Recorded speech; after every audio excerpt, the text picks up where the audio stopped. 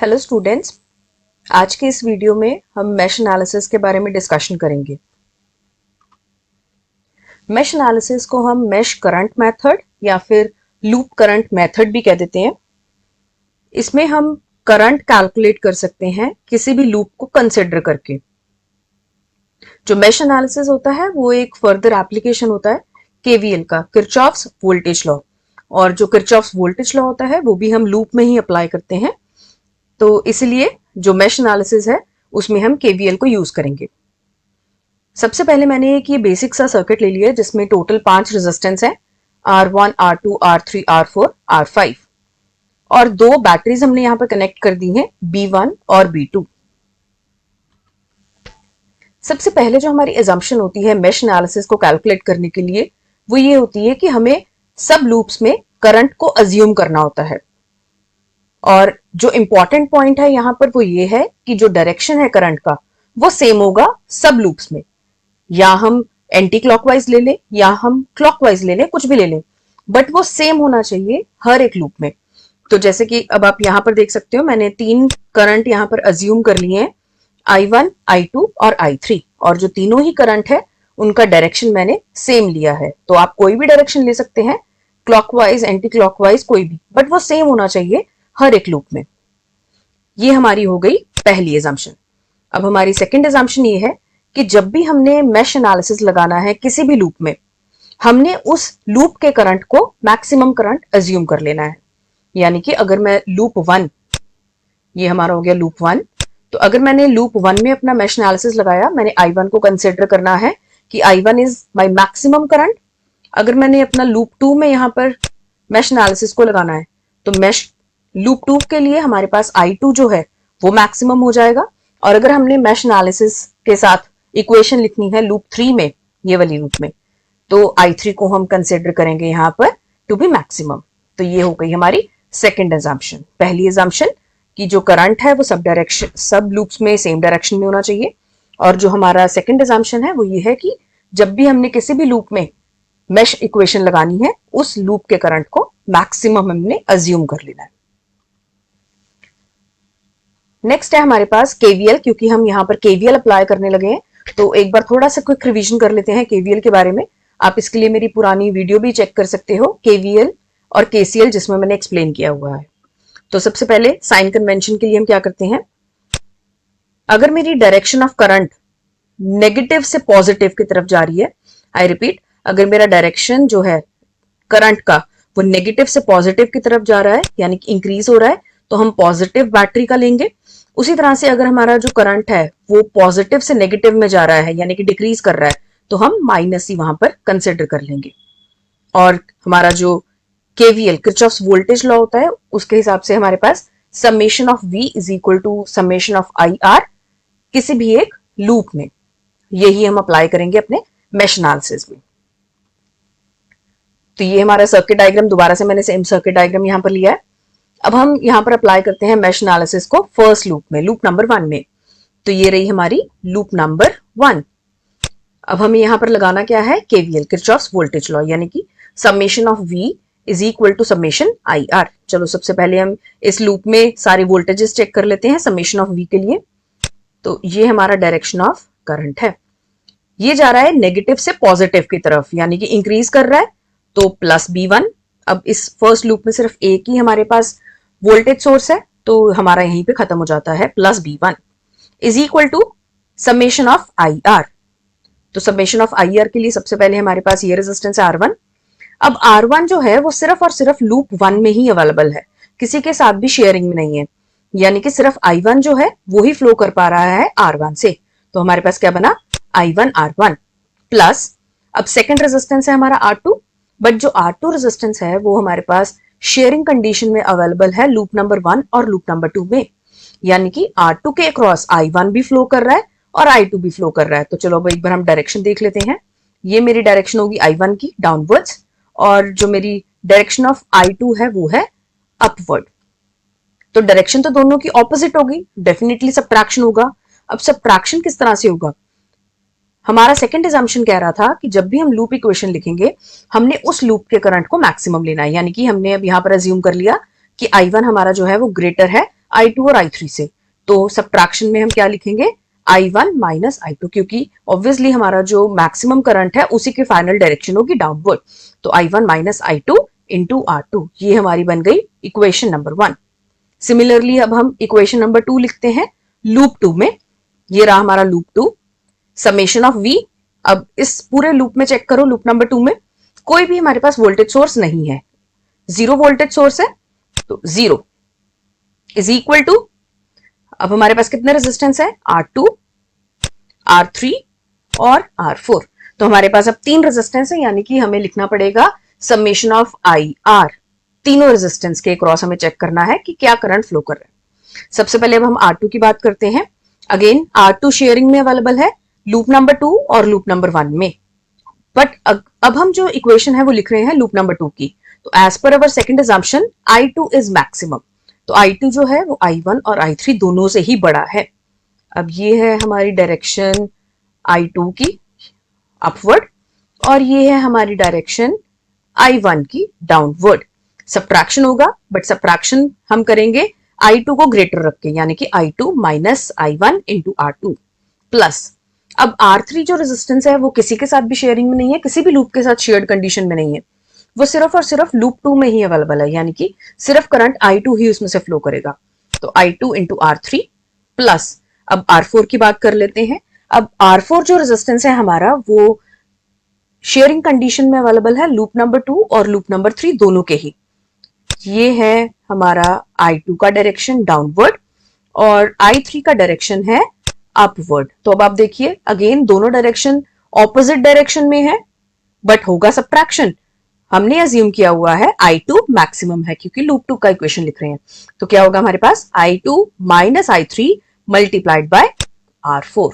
तो ये होगी हमारी इक्वेशन नंबर 2 लूप नंबर 2 के लिए। लास्ट है हमारी इक्वेशन नंबर 3 लूप 3 के लिए।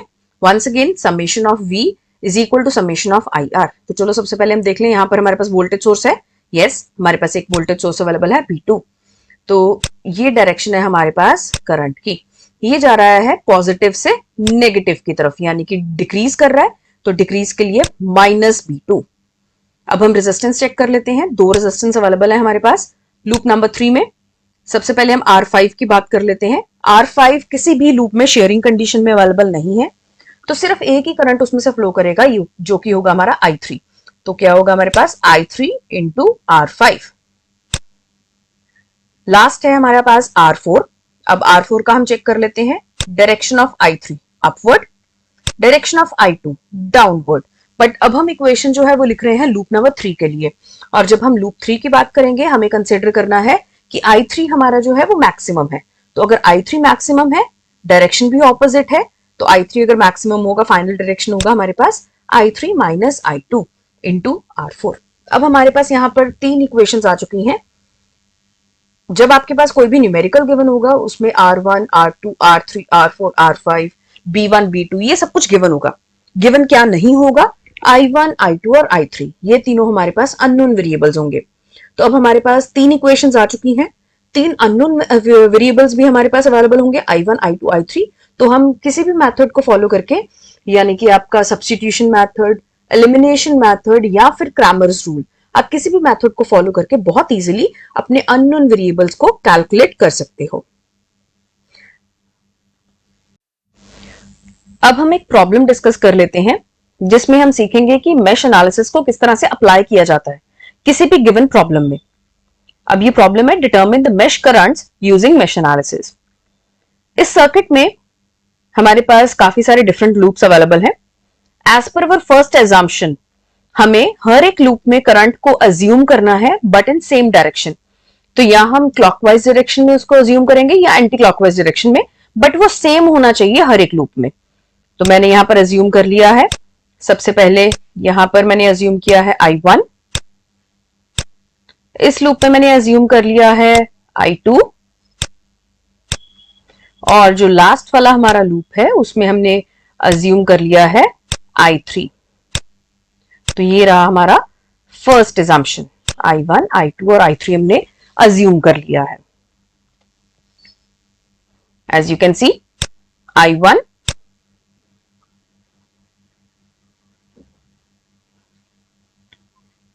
अब हम मेश एनालिसिस को यहां पर अप्लाई करेंगे लूप नंबर 1 में। जैसे कि मैंने अभी आपसे डिस्कस किया कि हम केवीएल अप्लाई करते हैं मेश एनालिसिस में, यानी कि summation of V is equal to summation IR। तो सबसे पहले हम लूप नंबर 1 में सारे वोल्टेजेस को चेक कर लेते हैं कि कितने वोल्टेजेस गिवन है और वो किस तरह से अलाइंड है, ताकि हम पॉजिटिव और नेगेटिव को हम यहां पर कंक्लूड कर सके कैसे हमें उसके साइंस लेने हैं। तो 6 वोल्ट और 5 वोल्ट दो वोल्टेजेस हमारे पास गिवन है इस लूप नंबर 1 में। अब हम डायरेक्शन देख लेते हैं। ये जो डायरेक्शन है वो जा रही है नेगेटिव से पॉजिटिव में, यानी कि वो इंक्रीजिंग है, यानी कि +6। अब हम यहां पर 5 वोल्ट में भी देख लेते हैं। तो 5 वोल्ट में जो हमारा डायरेक्शन है वो जा रहा है पॉजिटिव से नेगेटिव में, यानी कि डिक्रीजिंग, तो हमें -5 लेना पड़ेगा। तो मैंने दोनों वोल्टेजेस यहां पर लिख ली हैं। 6 - 5 is equal to I into R। अब हमारे पास यहां पर दो रेजिस्टेंस गिवन है लूप नंबर 1 में और दोनों की ही वैल्यू 2 ओम है। ये जो पहले वाला हमारा 2 ओम का रेजिस्टेंस है ये शेयरिंग कंडीशन में अवेलेबल है लूप नंबर 1 और लूप नंबर 2 में। बट हमारी सेकंड असम्पशन क्या होती है कि जो हमारा लूप का करंट है वो हम अज्यूम करेंगे कि उसकी मैक्सिमम वैल्यू है, यानी कि I1 मैक्सिमम है। तो हमारे पास यहां क्या बनेगा 2 इंटू I1 - I2 प्लस, अब हम सेकंड वाले की बात कर लेते हैं। ये हमारे पास शेयरिंग में है लूप नंबर 1 और लूप नंबर 3 में। वंस अगेन हमारे पास जो लूप नंबर 1 का करंट है I1 वो मैक्सिमम होगा। ये हमारा लूप नंबर 1 का करंट, ये हमारा लूप नंबर 3 का करंट ऑपोजिट डायरेक्शन में है और I1 मैक्सिमम है, तो I1 - I3 इंटू 2। यहां पर भी मैंने सेम ही चीज अप्लाई की थी। ये डाउनवर्ड है, ये अपवर्ड है, इसलिए हम सब्ट्रैक्शन लेते हैं यहां पे। जब हम इसको सिंप्लीफाई करेंगे फर्दर हमारे पास इक्वेशन आएगी 4I1 - 2I2 - 2I3 is equal to 1। बिल्कुल सेम मैनर में अब हम अप्लाई करेंगे मेश एनालिसिस को लूप नंबर 2 में। ये हमारे पास loop number 2, summation of V is equal to summation IR।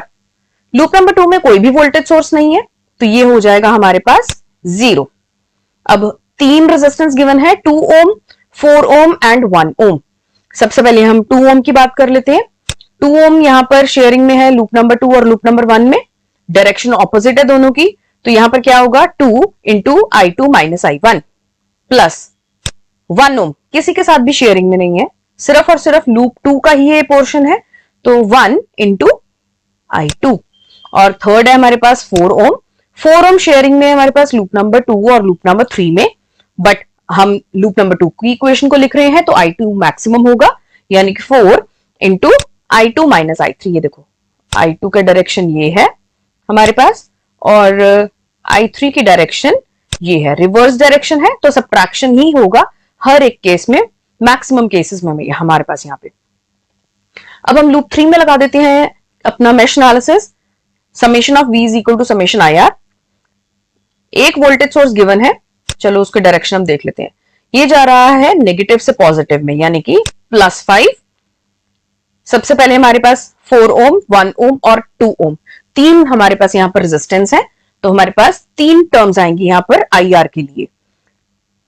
2 ओम जो है वो हमारे पास शेयरिंग में है लूप नंबर 3 और लूप नंबर 1 में, बट अब हम लूप 3 की इक्वेशन लिख रहे हैं तो I3 मैक्सिमम होगा, यानी कि 2 इंटू I3 - I1 प्लस, फिर से ये 1 ओम जो है वो किसी के साथ भी शेयरिंग में नहीं है, इंडिविजुअल है, सिर्फ और सिर्फ लूप 3 का ही पार्ट है, तो 1 इंटू I3 प्लस 4, जो 4 है वो शेयरिंग में है लूप नंबर 2 और लूप नंबर 3 में, तो 4 इंटू I3 - I2।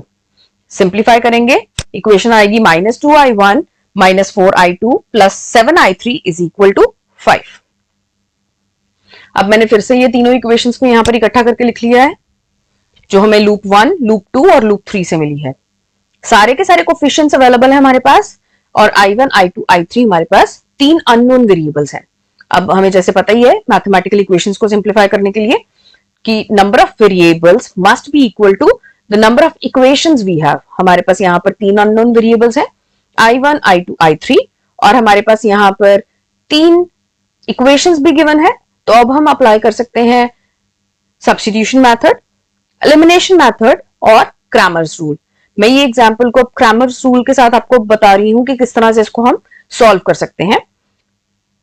एक चीज का ध्यान रखना, I1 के नीचे सारे I1 होने चाहिए, I2 के नीचे I2 और I3 के नीचे I3, और एक्सट्रीम राइट हैंड साइड पे सारे हमारे पास कांस्टेंट वेरिएबल्स कांस्टेंट होने चाहिए। अगर हम यहाँ पर रीअरेंज कर लेंगे टर्म्स को तो हमारा जो आंसर है वो कभी भी सही नहीं आएगा। तो हमारे पास ये क्या कोफिशिएंट्स है, 4 -2 -2। अब यहाँ पर देखिए आप, I2 के हैं -2 7 -4, और I3 के हैं हमारे पास -2 -4 7। तो ये हो गया I1 I2 I3, और इज इक्वल टू जो कॉन्स्टेंट्स है 1 0 और 5। अब सबसे इजी वे क्या होता है कि आपके कैलकुलेटर्स में काफी सारे कैलकुलेटर्स ऐसे हैं जिनमें मैट्रिक्स मेथड के साथ हम बहुत इजीली मैट्रिक्स को सॉल्व कर सकते हैं। 2x2 मैट्रिक्स, 3x3, 4x4, उसमें सिर्फ आपको कोफिशिएंट्स को फिल करना है। कोफिशिएंट्स को फिल करते ही आप जब इक्वल टू प्रेस करेंगे आपके पास डायरेक्टली I1 I2 I3 की वैल्यूज आ जाएंगी। तो बहुत इजीली आप अपने कैलकुलेटर्स को यूज करके, साइंटिफिक कैलकुलेटर्स को, आप यहाँ पर मैट्रिक्स मेथड जो कि हमारा क्रैमर्स रूल होता है उसको आप सिंप्लीफाई कर सकते हो। बट स्टिल मैं आपके साथ एक बार डिस्कस कर लेती हूँ कि अगर आपके पास वो कैलकुलेटर की अवेलेबिलिटी नहीं है जो कि टाइम सेविंग है बहुत, फिर आप किस तरह से कैलकुलेट कर पाएंगे। हम यहाँ पर डेल्टास को कैलकुलेट करते हैं। सबसे पहले होता है हमारे पास डेल्टा, ये होता है हमारे पास I1 I2 I3 के सारे कोफिशिएंट्स। डेल्टा वन में हम I1 के कोफिशिएंट्स को जो कांस्टेंट थे 105 उसके साथ रिप्लेस कर देंगे, बाकी सब एज इट इज रहेगा। डेल्टा 2 के लिए I2 के कोफिशिएंट्स को हम यहाँ पर रिप्लेस करेंगे कांस्टेंट्स के साथ, और डेल्टा 3 के लिए हम I3 के कोफिशिएंट्स को रिप्लेस कर देंगे अपने कांस्टेंट के साथ। 4 मल्टीप्लाइड विद, हम इनको पार्ट्स को छोड़ देते हैं, 7 into 7 49 minus 4 into -4, minus minus will cancel out, 4 into 4 16। तो हम सब्ट्रैक्शन करते हैं यहाँ पे, प्लस अब हमारे पास यहाँ पर आ जाता है सेकंड कोफिशिएंट, थर्ड कोफिशिएंट, इसी तरह से नेक्स्ट कोफिशिएंट्स हमारे पास आते हैं यहाँ पर 1 into 7 into 7 49 minus 16, उसी तरह से बाकी सब वैल्यूज। डेल्टा 2 में भी सेम प्रोसेस होगा और डेल्टा 3 में भी सेम प्रोसेस होगा। तो आप ये वाला पहले क्रैमर्स रूल को अप्लाई करके डेल्टा 1, डेल्टा 2 और डेल्टा 3 इन सब की वैल्यूज को बहुत इजीली आप कैलकुलेट कर सकते हो। बट स्टिल मैं आपको यही सजेशन दूंगी कि आप अपने कैलकुलेटर्स को यूज करो, साइंटिफिक कैलकुलेटर को, अपना क्रैमर्स रूल अप्लाई करने के लिए, मैट्रिक्स मेथड से डायरेक्ट वैल्यूज कैलकुलेट करने के लिए। बट सबसे पहले अगर आप डेल्टा 1, डेल्टा 2, डेल्टा 3 को कैलकुलेट कर लेते हो तो I1 I2 I3 की क्या वैल्यू होगी हमारे पास, delta 1 into divided by delta is I1, delta 2 divided by delta I2, and delta 3 divided by delta I3। तो आप इस तरह से बहुत इजीली अपना I1 I2 I3 को कैलकुलेट कर सकते हो। बट इसके ऊपर कोई भी कंसिडरेशन नहीं है कि आपको क्रैमर्स रूल ही अप्लाई करना है या सब्स्टिट्यूशन मेथड या एलिमिनेशन, जो भी मेथड आपको इजी लगता है उससे आप अपनी आंसर्स को कैलकुलेट कर सकते हो। मेन फोकस यहाँ पर ये है कि इक्वेशंस को कैसे लिखना है हमने और मेश एनालिसिस को हमने कैसे अप्लाई करना है। Okay, thank you so much.